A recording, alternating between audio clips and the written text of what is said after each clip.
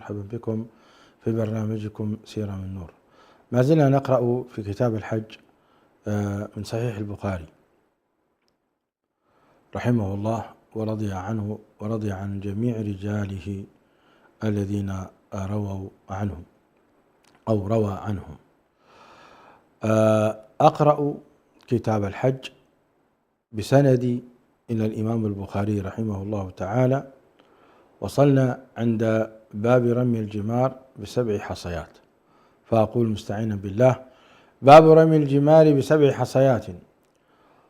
قال الإمام البخاري رحمه الله تعالى: حدثنا حفص بن عمر قال حدثنا شعبة عن الحكم عن إبراهيم عن عبد الرحمن بن يزيد عن عبد الله رضي الله تعالى عنه أنه انتهى إلى الجمرة الكبرى، جعل البيت عن يساره ومنى عن يمينه، ورمى ب7 وقال: هكذا رمى الذي أنزلت عليه سورة البقرة صلى الله عليه وسلم. باب من رمى جمرة العقبة فجعل البيت عن يساره. قال حدثنا آدم قال حدثنا شعبة قال حدثنا الحكم عن إبراهيم عن عبد الرحمن بن يزيد أنه حج مع ابن مسعود رضي الله تعالى عنه فرآه يرمي الجمرة الكبرى ب7 حصيات، فجعل البيت عن يساره ومنى عن يمينه، ثم قال: هذا مقام الذي أنزلت عليه سورة البقرة.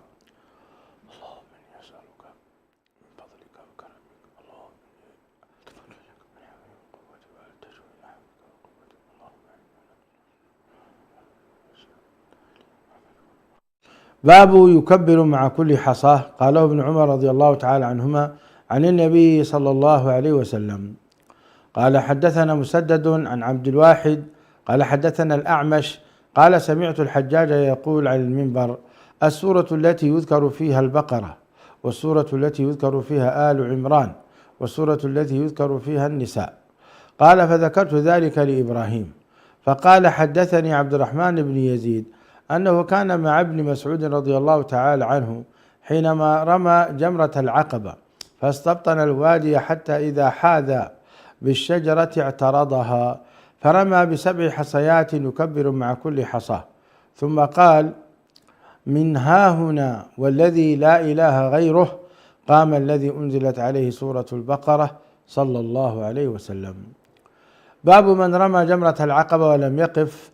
قاله ابن عمر رضي الله تعالى عنهما عن النبي صلى الله عليه وسلم: باب إذا رمى الجمرتين يقوم ويسهل مستقبل القبلة.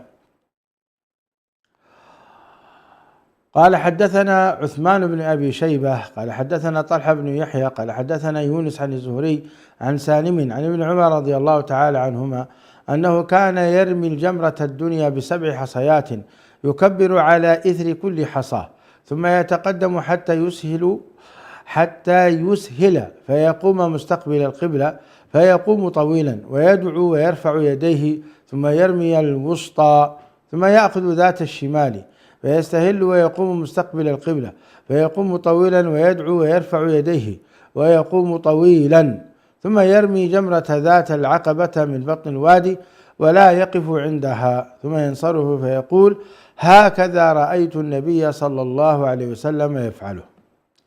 باب رفع اليدين عند جمرة الدنيا والوسطى. قال حدثنا اسماعيل بن عبد الله قال حدثني أخي عن سليمان عن يونس بن يزيد عن ابن شهاب عن سالم بن عبد الله أن عبد الله بن عمر رضي الله تعالى عنهما كان يرمي الجمرة الدنيا ب7 حصيات، ثم يكبر على إثر كل حصاة، ثم يتقدم فيسهل فيقوم مستقبل القبلة قياما طويلا فيدعو ويرفع يديه، ثم يرمي الجمرة الوسطى كذلك فيأخذ ذات الشمال فيسهل ويقوم مستقبل القبلة قياما طويلا فيدعو ويرفع يديه، ثم يرمي الجمرة ذات العقبة من بطن الوادي ولا يقف عندها ويقول: هكذا رأيت رسول الله صلى الله عليه وسلم يفعله. باب الدعاء عند الجمرتين. وقال محمد حدثنا عثمان بن عمر قال أخبرنا يونس عن الزهري أن رسول الله صلى الله عليه وسلم كان إذا رمى الجمرة التي تلي مسجد منى يرميها ب7 حصيات يكبر كلما رمى بحصاه، ثم تقدم أمامها فوقف مستقبل القبلة رافعا يديه يدعو، وكان يطيل الوقوف، ثم يأتي الجمرة الثانية فيرميها ب7 حصيات يكبر كلما رمى بحصاة، ثم ينحدر ذات اليسار مما يلي الوادي فيقف مستقبل القبلة رافعا يديه يدعو، ثم يأتي الجمرة التي عند العقبة فيرميها ب7 حصيات يكبر عند كل حصاة، ثم ينصرف ولا يقف عندها. قال الزهري: سمعت سالم بن عبد الله يحدث مثل هذا عن أبيه عن النبي صلى الله عليه وسلم، وكان ابن عمر يفعله. وطبعا صفة التكبير معروفة، إما أن يقول الله أكبر، وإن قال بسم الله الله أكبر فلا حرج، كما نص ذلك عليه مشايخنا الكرام. باب الطيب بعد رمي الجمار والحلق قبل الإفاضة. قال الإمام البخاري رحمه الله تعالى: حدثنا علي بن عبد الله قال حدثنا سفيان قال حدثنا عبد الرحمن بن القاسم أنه سمع أباه وكان أفضل أهل زمانه يقول: سمعت عائشة رضي الله تعالى عنها تقول: طيبت رسول الله صلى الله عليه وسلم بيدي هاتين حين أحرم، ولحله حين أحل قبل أن يطوف، وبسطت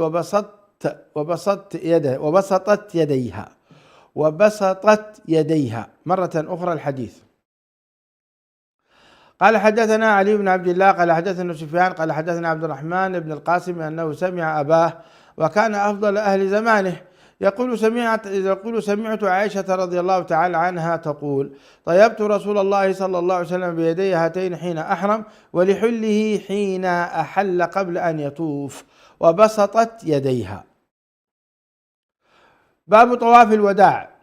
قال حدثنا مسدد قال حدثنا سفيان عن ابن طاووس عن أبيه عن ابن عباس رضي الله تعالى عنهما قال: أمر الناس أن يكون آخر عهدهم بالبيت إلا أنه خفف عن الحائض.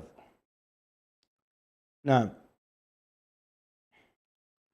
قال حدثنا أصبغ ابن الفرج قال أخبرنا ابن وهب عن عمرو بن الحارث عن قتادة أن أنس بن مالك رضي الله تعالى عنه حدثه أن النبي صلى الله عليه وسلم صلى الظهر والعصر والمغرب والعشاء ثم رقد رقدة بالمحصب ثم ركب إلى البيت فطاف به.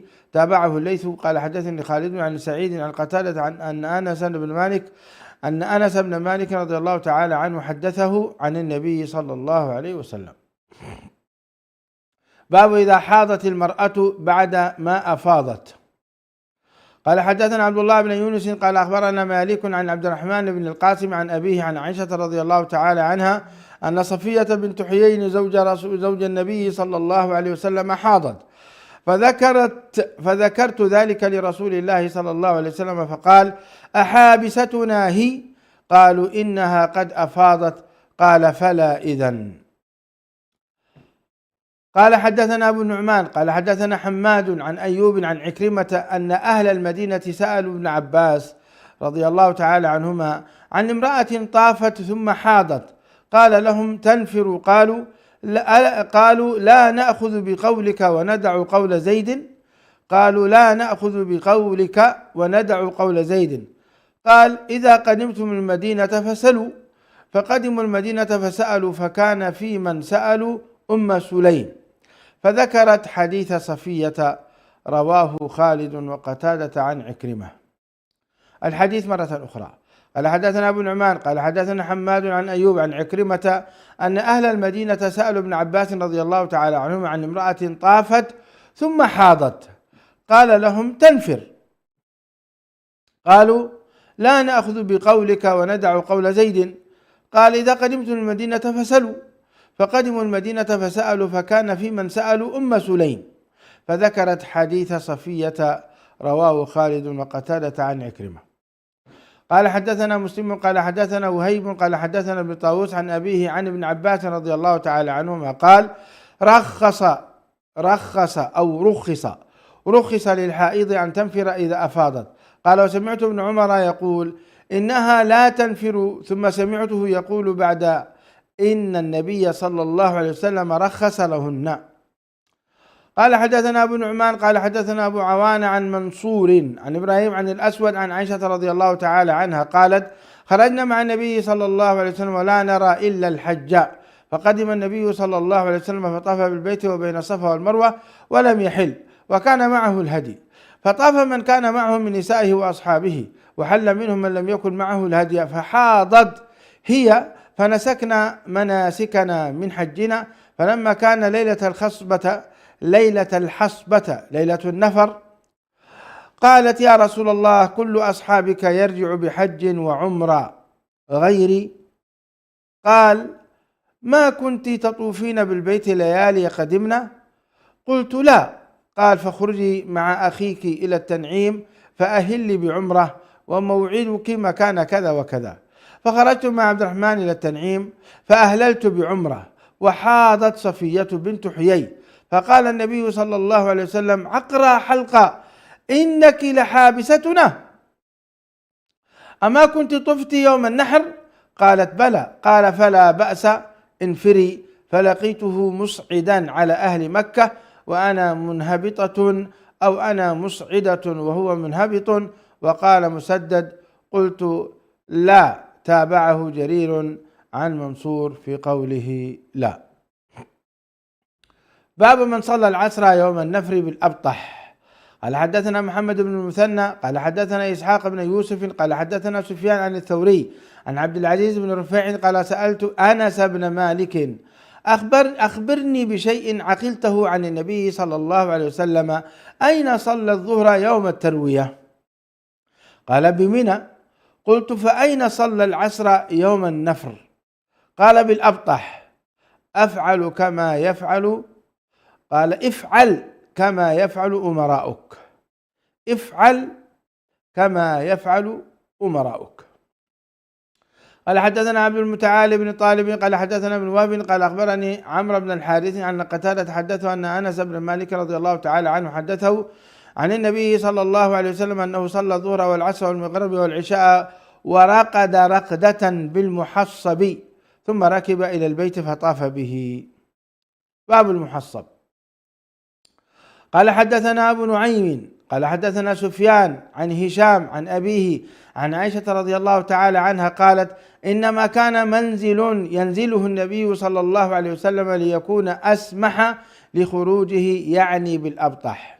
قال حدثنا علي بن عبد الله قال حدثنا سفيان قال عمرو عن عطاء عن ابن عباس رضي الله تعالى عنهما قال: ليس التخصيب أو التحصيب بشيء، إنما هو منزل نزله رسول الله صلى الله عليه وسلم.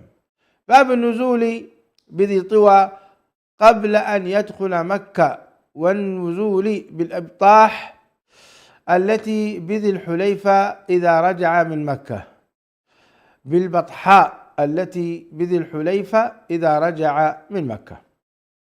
قال حدثنا إبراهيم بن المنذر قال حدثنا أبو ضمرة قال حدثنا موسى بن عقبة عن نافع أن ابن عمر رضي الله تعالى عنهما كان يبيت بذي طوى بين الثنيتين ثم يدخل من الثانية التي بأعلى مكة، وكان إذا قدم مكة حاجا أو معتمرا لم ينخ ناقته إلا عند باب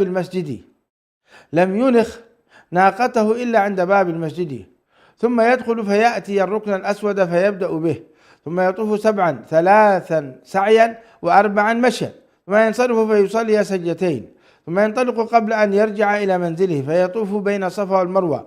وكان إذا صدر عن الحج والعمرة أناخ بالبطحاء التي بذي الحليفة التي كان النبي صلى الله عليه وسلم ينيخ بها. قال حدثنا عبد الله بن عبد الوهاب قال حدثنا خالد بن الحارث قال: سئل عبيد الله عن المحصب فحدثنا عبيد الله عن نافع قال: نزل بها رسول الله صلى الله عليه وسلم متى وعمر وابن عمر. وعن نافع أن ابن عمر رضي الله تعالى عنهما كان يصلي بها، يعني المحصب، الظهر والعصر، أحسبه قال والمغرب. قال خالد: لا أشك في العشاء، ويهجع هجعة، ويذكر ذلك عن النبي صلى الله عليه وسلم. باب من نزل بذي طوى إذا رجع من مكة. وقال محمد بن عيسى قال حدثنا حماد عن أيوب عن نافع عن ابن عمر رضي الله تعالى عنهما أنه كان إذا أقبل بات بذي طوى حتى إذا أصبح دخل، وإذا نفر مر بذي طوى وبات بها حتى يصبح، وكان يذكر أن النبي صلى الله عليه وسلم كان يفعل ذلك. شوف كيف حرص الصحابة رضوان الله عليهم على تحركات النبي عليه الصلاة والسلام، فيذكرون أين بات، كم صلى، أين تحرك، في أي مكان نزل، كل ذلك حرصا منهم على أن ينقلوا لنا سنته الطاهرة كأنه بيننا صلى الله عليه وسلم. باب التجارة أيام الموسم والبيع في أسواق الجاهلية. قال حدثنا عثمان بن الهيثم قال أخبرنا ابن جريج قال عمرو بن دينار قال ابن عباس رضي الله تعالى عنهما كان ذو المجاز وعكاظ متجر الناس في الجاهلية، فلما جاء الإسلام كأنهم كرهوا ذلك حتى نزلت ليس عليكم جناح أن تبتغوا فضلا من ربكم في مواسم الحج، ليس عليكم جناح أن تبتغوا فضلا من ربكم في مواسم الحج. باب الإدلاج من المحصب. قال حدثنا عمر بن حفص قال حدثنا أبي قال حدثنا الأعمش قال حدثني إبراهيم عن الأسود عن عائشة رضي الله تعالى عنها قالت حاضت صفية ليلة النفر فقالت ما أراني إلا حابستكم. قال النبي صلى الله عليه وسلم عقرى حلقة أطافت يوم النحر؟ قيل نعم. قال فانفري. قال أبو عبد الله وزادني محمد حدثنا محاضر قال حدثنا الأعمش عن إبراهيم عن الأسود عن عائشة رضي الله تعالى عنها قالت خرجنا مع رسول الله صلى الله عليه وسلم لا نذكر إلا الحج، فلما قدمنا أمرنا أن نحل، فلما كانت ليلة النفر حاضت صفية بنت حيي فقال النبي صلى الله عليه وسلم حلقة عقرة ما أراها إلا حابستكم. ثم قال كنت طفتي يوم النحر؟ قالت نعم. قال فانفري. قلت يا رسول الله إني لم أكن حللت. قال فاعتمري من التنعيم. فخرج معها أخوها فلقيناه مدلجا فقال موعدك مكان كذا وكذا. بسم الله الرحمن الرحيم. أبواب العمرة. باب وجوب العمرة وفضلها. وقال ابن عمر رضي الله تعالى عنهما ليس أحد إلا وعليه حجة وعمرة. وقال ابن عباس رضي الله تعالى عنهم إنها لقرينة في كتاب الله، إنها لقرينتها في كتاب الله، وأتم الحج والعمرة لله. قال حدثنا عبد الله بن يوسف أخبرنا مالك عن سمية مولى أبي بكر بن عبد الرحمن عن أبي صالح السمان عن أبي هريرة رضي الله تعالى عنه أن رسول الله صلى الله عليه وسلم قال العمرة إلى العمرة كفارة لما بينهما، والحج المبرور ليس له جزاء إلا الجنة. باب من اعتمر قبل الحج. قال حدثنا أحمد بن محمد قال أخبرنا عبد الله قال أخبرنا ابن جريج أن عكرمة بن خالد سأل ابن عمر رضي الله تعالى عنه عن العمرة قبل الحج فقال لا بأس. قال عكرمة قال ابن عمر اعتمر النبي صلى الله عليه وسلم قبل أن يحج. وقال إبراهيم بن سعد عن ابن إسحاق قال حدثني عكرمة بن خالد سألت ابن عمر مثله.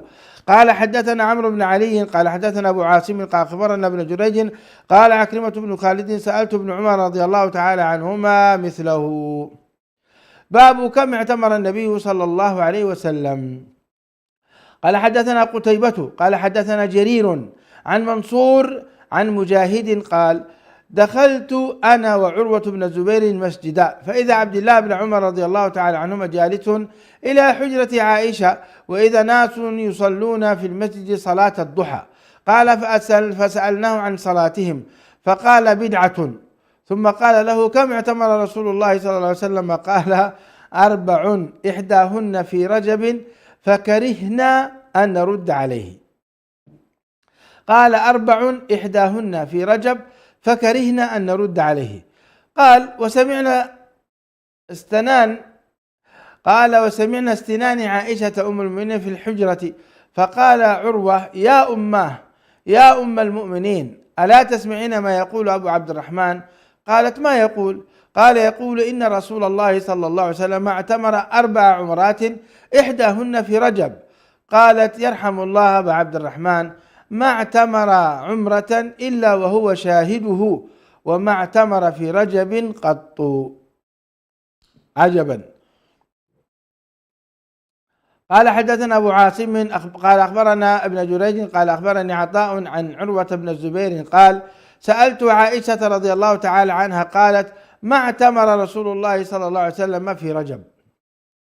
قال حدثنا حسان بن حسان قال حدثنا همام عن قتادة سألت سألت أنس رضي الله تعالى عنه كم اعتمر النبي صلى الله عليه وسلم؟ قال 4 عمرة. قال 4: عمرة الحديبية في ذي القعدة حيث صده المشركون، وعمرة من العام المقبل من ذي القعدة حيث صالحهم، وعمرة الجعرانة إذا قسم غنيمة إذ قسم غنيمة أراه حنين. إذ قسم غنيمة أراه حنين. قلت كم حج؟ قال 1. الحديث مرة أخرى. قال حدثنا حسان بن حسان قال حدثنا همام عن قتادة سألت أنس رضي الله تعالى عنه كم اعتمر النبي صلى الله عليه وسلم؟ قال 4: عمرة الحديبية في ذي القعدة حيث صده المشركون، وعمرة من العام المقبل في ذي القعدة حيث صالحهم، وعمرة الجعرانة إذ قسم غنيمة أراه حنين. قلت كم حج؟ قال 1. قال حدثنا أبو الوليد هشام بن عبد الملك قال حدثنا همام عن قتادة قال سألت أنس رضي الله تعالى عنه فقال اعتمر النبي صلى الله عليه وسلم حين ردوه، ومن القابل عمرة الحديبية، وعمرة في ذي القعدة، وعمرة مع حجته. هذه 4. قال حدثنا هدبة قال حدثنا همام وقال اعتمر 4 عمر في ذي القعدة إلا التي اعتمر مع حجته عمرته من الحديبية ومن العام المقبل ومن الجعرانة حيث قسم غنائم حنين، وعمرة مع حجته. قال حدثنا أحمد بن عثمان قال حدثنا شريح بن مسلمة قال حدثنا إبراهيم بن يوسف عن أبيه عن أبي إسحاق قال سألت مسروقا وعطاء ومجاهدا فقالوا اعتمر رسول الله صلى الله عليه وسلم في ذي القعدة قبل أن يحج. وقال سمعت البراء بن عازب رضي الله تعالى عنهما يقول اعتمر رسول الله صلى الله عليه وسلم في ذي القعدة قبل أن يحج 2. باب عمرة في رمضان. باب عمرة في رمضان. قال حدثنا مسدد قال حدثنا يحيى عن ابن جريج عن عطاء قال سمعت ابن عباس رضي الله تعالى عنهما يخبرنا يقول قال رسول الله صلى الله عليه وسلم لامرأة من الأنصار سماها ابن عباس فنسيت اسمها ما منعك أن تحجين معنا؟ قالت كان لنا ناضح فركبه أبو فلان وابنه لزوجها وابنها وترك ناضحا ننضح عليه. قال فإذا كان رمضان اعتمري فيه فإن عمرة في رمضان حجة أو نحو مما قال. اللهم ارزقنا عمرة في رمضان، اللهم إنا نسألك عمرة آمنة في رمضان، آمين. باب العمرة ليلة الحصبة وغيرها. قال حدثنا محمد بن سلام قال أخبرنا أبو معاوية قال حدثنا هشام عن أبيه عن عائشة رضي الله تعالى عنها خرجنا مع رسول الله صلى الله عليه وسلم موافين لهلال ذي الحجة فقال لنا من أحب منكم أن يهل بالحج فليهل، ومن أحب أن يهل بعمرة فليهل بعمرة، فلولا أني أهديت لأهللت بعمرة. قالت فمنا من أهل بعمرة ومنا من أهل بحج، وكنت ممن أهل بعمرة. فأظلني يوم عرفة وأنا حائض فشكوت إلى النبي صلى الله عليه وسلم فقال ارفضي عمرتك وانقضي رأسك وامتشطي وأهلي بالحج. فلما كان ليلة الحصبة أرسل معي عبد الرحمن إلى التنعيم فأهللت بعمرة مكان عمرتي. باب عمرة التنعيم. قال حدثنا علي بن عبد الله قال حدثنا سفيان عن عمرو سمع عمرو ابن أوس أن عبد الرحمن بن أبي بكر رضي الله تعالى عنهما أخبره أن النبي صلى الله عليه وسلم أمره أن يردف عائشة ويعمرها من التنعيم. قال سفيان مرة سمعت عمر كما سمعته من عمرو،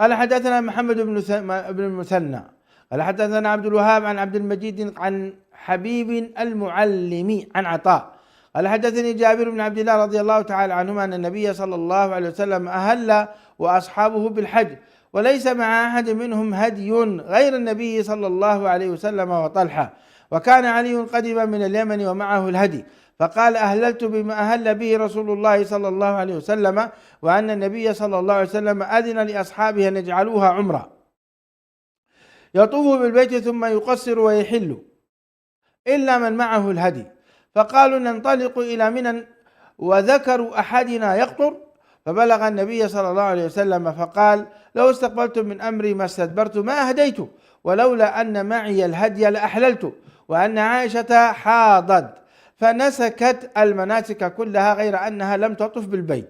قال فلما طهرت وطافت قالت يا رسول الله أتنطلقون بعمرة وحج وأنطلق بالحج؟ فأمر عبد الرحمن بن أبي بكر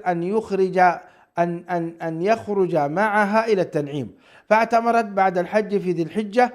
وأن سراقة بن مالك بن جعشم لقي النبي صلى الله عليه وسلم وهو بالعقبة وهو يرميها، فقال ألكم هذه خاصة يا رسول الله؟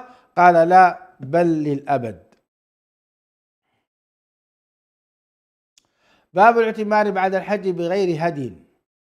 قال حدثنا محمد بن المثنى قال حدثنا يحيى قال حدثنا هشام قال أخبرني أبي قال أخبرتني عائشة رضي الله تعالى عنها قالت خرجنا مع رسول الله صلى الله عليه وسلم موافين لهلال ذي الحجة، فقال رسول الله صلى الله عليه وسلم من أحب أن يهل بعمرة فليهل، ومن أحب أن يهل بحجة فليهل، ولولا أني أهديت لأهللت بعمرة، فمنهم من أهل بعمرة ومنهم من أهل بحج، وكنت ممن أهل بعمرة فحطت قبل أن أدخل مكة، فأدركني يوم عرفة وأنا حائض، فشكوت إلى رسول الله صلى الله عليه وسلم فقال دعي عمرتك وانقضي رأسك وامتشطي وأهلي بالحج، ففعلت. فلما كانت ليلة الحصبة أرسل معي عبد الرحمن إلى التنعيم فأردفها فأهلت بعمرة مكان عمرتها، فقضى الله حجها وعمرتها، ولم يكن في شيء من ذلك هدي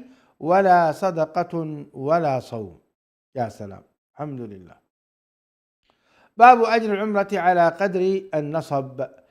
قال حدثنا مسدد قال حدثنا يزيد بن زريع قال حدثنا أبو عون عن القاسم بن محمد وعن ابن عون عن إبراهيم عن الأسود قالت عائشة رضي الله تعالى عنها يا رسول الله يصدر الناس بنسكين وأصدر بنسك، فقيل لها انتظري فإذا طهرت فاخرجي إلى التنعيم فأهلي، ثم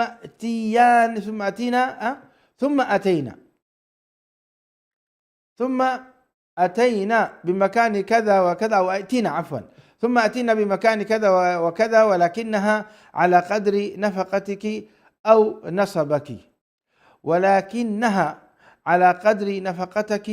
أو نصبك. الحديث مرة أخرى. قال الإمام البخاري رحمه الله تعالى حدثنا مسدد قال حدثنا يزيد بن زريع قال حدثنا ابن عون عن القاسم بن محمد وابن عون عن إبراهيم عن الأسود قالت عائشة رضي الله تعالى عنها يا رسول الله يصدر الناس بنسكين وأصدر بنسك، فقيل لها انتظري فإذا طهرت فاخرجي إلى التنعيم فأهلي، ثم أتينا بمكان كذا ولكنها على قدر نفقتك أو نصبك. قال باب المعتمر إذا طاف طواف العمرة ثم خرج هل يجزئه طواف الوداع؟ سنقف هنا إن شاء الله، ونسأل الله لنا ولكم التوفيق والسداد. قرأنا حوالي 40 حديثا. اللهم صل وسلم وبارك وأنعم على نبينا محمد. بشديد كان نسأل الله تعالى يتقبل منا ومنكم صالح الأعمال، وأن يرزقنا وإياكم الحج والعمرة، آمين. هذا والله أعلم، وصل اللهم وسلم وبارك على نبينا محمد. على نهج الرسول لنا مسير، وعند الله للساعي